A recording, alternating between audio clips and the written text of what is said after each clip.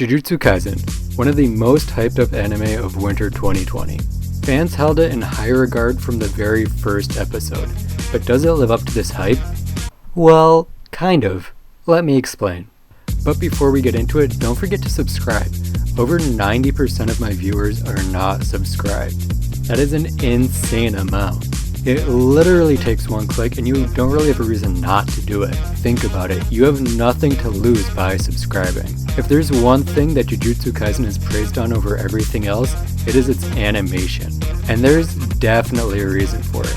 This show has some of the best animation and art direction that I have ever seen. Even things like the grass and ground in the background look so good.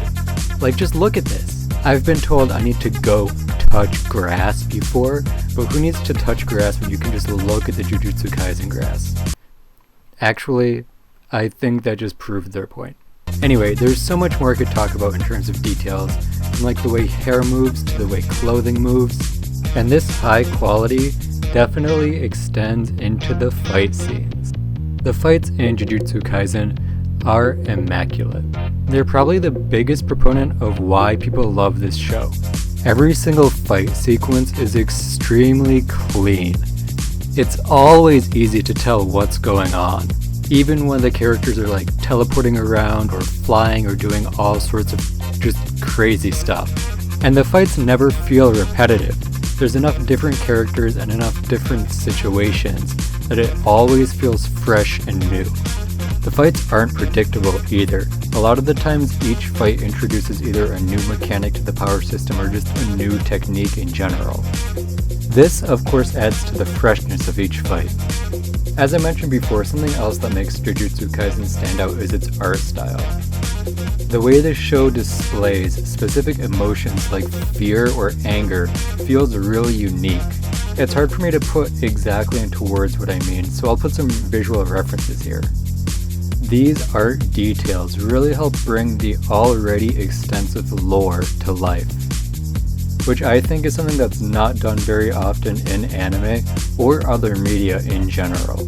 As I mentioned briefly before, the lore of Jujutsu Kaisen is surprisingly deep.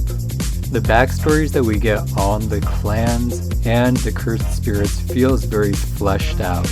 It's also so interesting to learn more about hereditary curse techniques, like the Six Eyes or cursed speech. It really does feel like there's an entire world supporting this story, which basically just means that the author did a phenomenal job with world building. The second biggest draw to this series behind the animation is definitely the characters. There's a wide range of lovable characters, and Jujutsu Kaisen is one of the few shows where I actually like the main character. Even some of the more minor characters are still entertaining and have some personality. There's probably a character for everyone. There's a badass woman, a panda, another badass woman, another one, edgy Iron Man, emotional gym bro, stupid gym bro, basically God, and his adopted son. And these are just the good characters. These are the heroes. We haven't even begun to look at the villains yet. And we're not gonna. Yet. I want to take a second to highlight the female characters.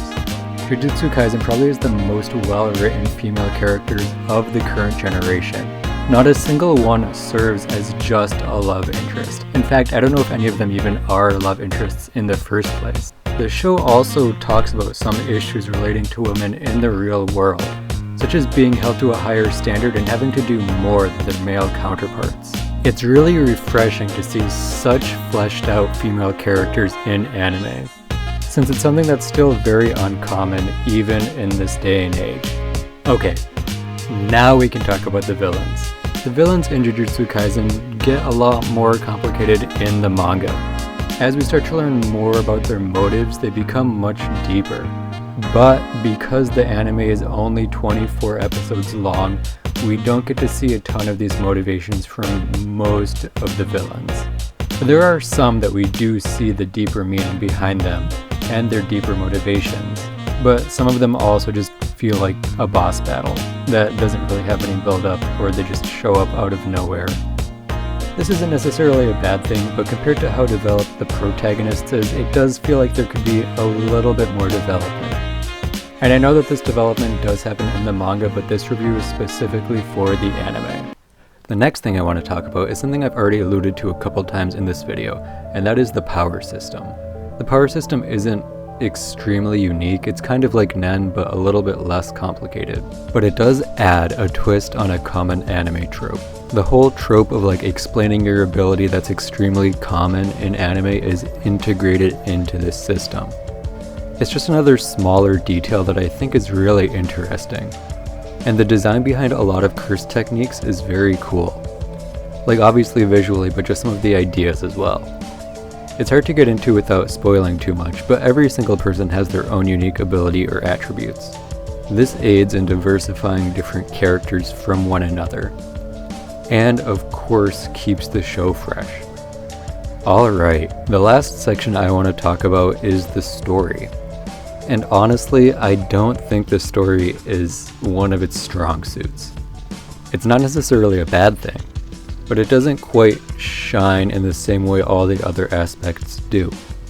And I know it gets even better in the manga, but in the 24 episodes that we have, I don't think it's that outstanding. At the end of the day, I think Jujutsu Kaisen is a pretty typical shonen anime that's just elevated in every single way. It has a very high level of polish, and I think that's part of what makes it so entertaining. It's not too long, and it's pretty easy to find every episode in one spot. I would say that even if you're just vaguely interested, it's probably worth your time to watch it. Anyway, that's the end of this week's video. I'll be coming at you next week with maybe some new stuff, and until then, don't forget to subscribe.